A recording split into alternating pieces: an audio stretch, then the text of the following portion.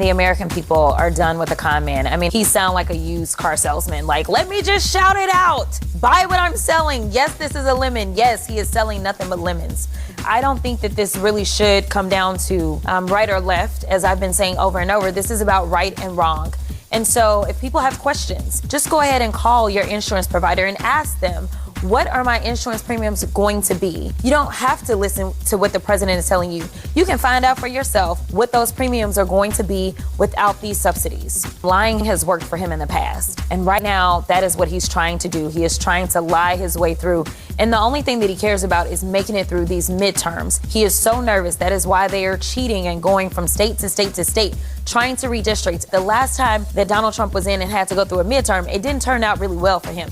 He lost a lot of seats. And right now, no matter how much tricking they do, we are going to win the House. I feel very confident in that because people are over it.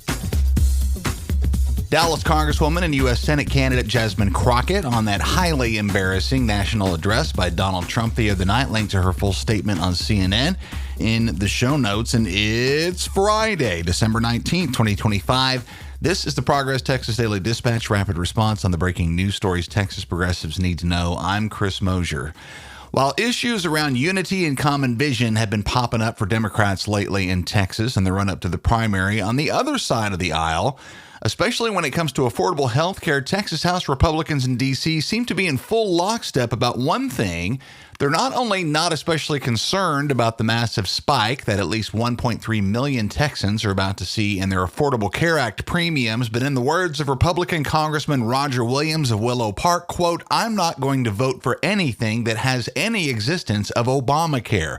Nobody in my district wants any kind of extension on Obamacare, unquote. Thank you, Congressman Williams, for saying the quiet part out loud here, and that is that Republicans are actively hostile to a program that for years now has given hope to lower-income people that they might be able to access the basic health care that's considered a human right across most of the rest of the developed world. Rep. Williams might want to check in, by the way, on that second part with the approximately 65,000 of his constituents in the 25th Congressional District who use the ACA marketplace to keep themselves and their families healthy. My bet is that there are very few billionaires in that bunch, so Roger's likely not sweating it. The Texas Tribune reports that Texas's entire GOP House delegation voted for a health care package this week that would allow the ACA subsidies to lapse as of January 1st. This is apparently the reward for those 9 Democrats who caved on the matter a few weeks ago to end what had become by then the longest federal government shutdown in U.S. history.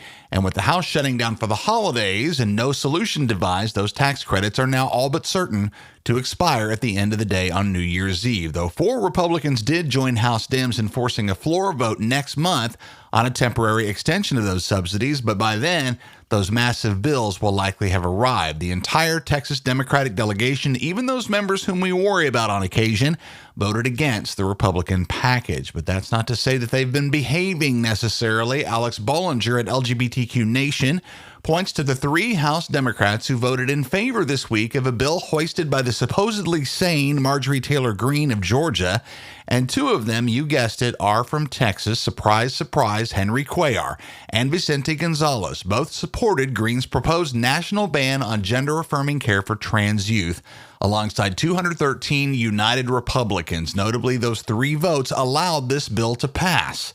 Bollinger writes that this extreme bill makes it a crime to provide safe and effective health care to trans youth. Specifically, it allows for some procedures to remain available for young cisgender people.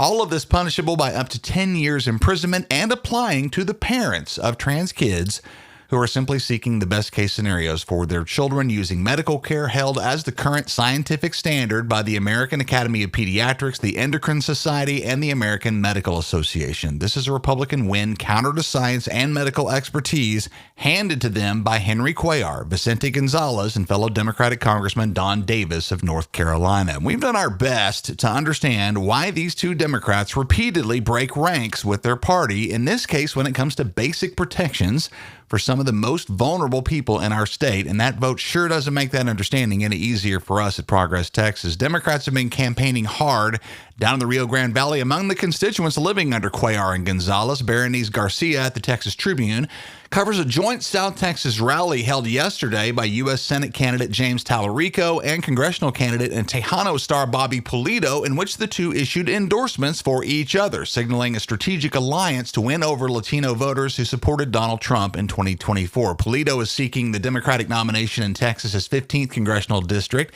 a region that Republicans flipped in 2022 and held by 14 points in 2024. Incumbent Republican Monica Dela Cruz.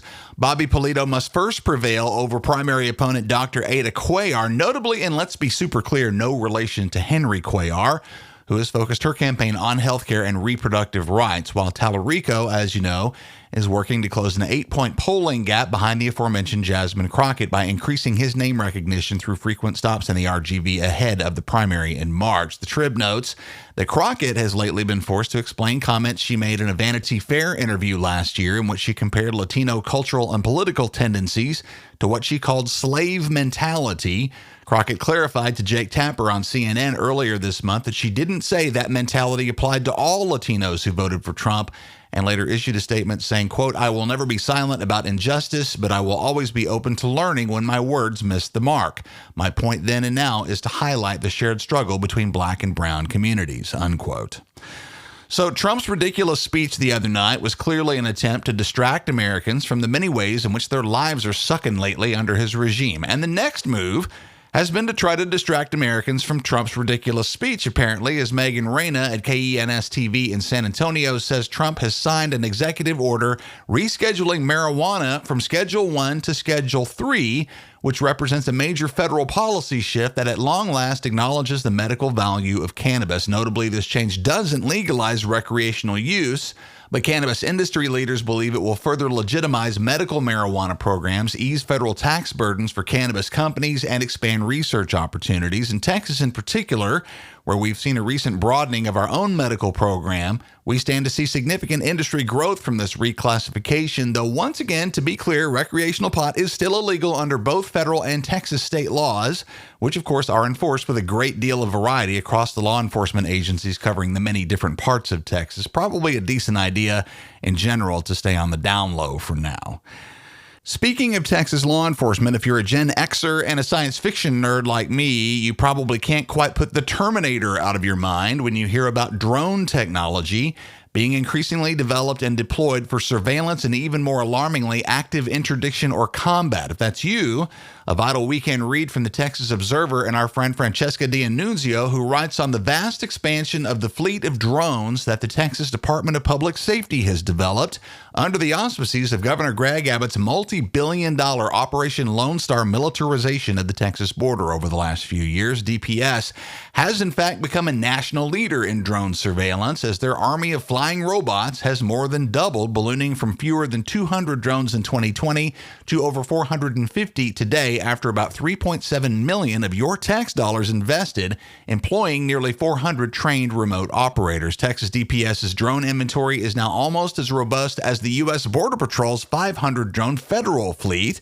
Texas is now known to some as the Drone Star State, continuing to leverage this massive aerial expansion to monitor the southern border. If you're following the development of deployed drone combat technology, for example, in the war in Ukraine, on both sides of that conflict, you can see where us old Terminator types might find all of this just a little bit disturbing. Freaky read from the Texas Observer for the weekend in the show notes. Our mission at Progress Texas is to counter the billionaire and corporate-funded conservative disinformation machine, and we rely largely on listener support to keep doing what we do. While we enjoy the support of hundreds of partners, chances are that you, dear listener, haven't joined the team yet. If you're a regular, let's get you on board right now. A huge thanks to monthly supporters Carla Schoonover Porter, Marguerite Stewart, and Melinda Jemison. We appreciate all of you very, very much. Join the team now at ProgressTexas.org. While you're at the website, grab the merch to match your progressive values and those of the Texans on your holiday gift list at our web store, including our newly expanded Humans Against Greg Abbott collection of tees, stickers, and yard signs. Greg's got to go in 26, so let's go, y'all.